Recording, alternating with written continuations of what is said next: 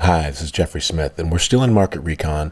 Right now, we're going to use a tool that's called LSI Graph. Now, LSI stands for Latent Semantic Indexing. It's no secret that Google uses a plethora of different algorithms to interpret your content, and one of them is looking for how often, how frequent, and how many broad phrases are used concerning the entire subject matter to comprise your content. And that's how it sort of determines what you're talking about, where you go in the search algorithm, essentially what types of traffic should be served to your site. And this also is related to an algorithm that was considered revolutionary at the time, but now it's commonplace. But there's something that's called Google Hummingbird. And Google Hummingbird essentially is an algorithm that came out in 2013 where Google not only pays attention to synonyms and the different phrases in your content, but it actually has the ability to judge your content. And it knows that if you're talking about a certain type of car, that it could be an exotic car, and that you're really looking at other exotic cars, and it can group that into a different type of taxonomy. So without going too far into that, semantic search is something that we're going to touch on.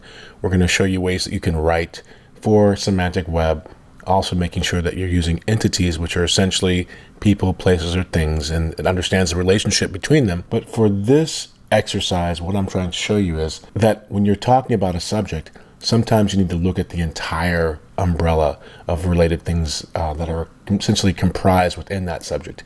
And so we're going to go back to LSI Graph to do that.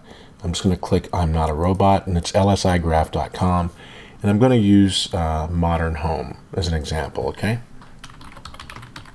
So if I use Modern Home, and I generate keyword ideas, we're going to see the various sort of micro niches that are associated with that. And so I can see everything from furniture, accessories.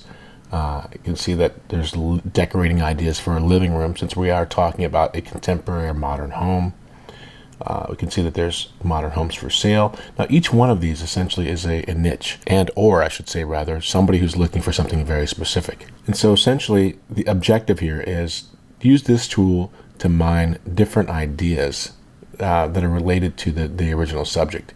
So for example, what is a contemporary home, right? That's an example. Interior, let's see if we can find something a little more specific. Contemporary decorating ideas for a living room. Now this is, once again, somebody that might be interested in a modern home could also be looking for this, or this type of site should essentially be contained within it. So that's just one way to use LSI Graph. It's typically a little better to be more specific or ask a different type of question. Decor, right? And just try that.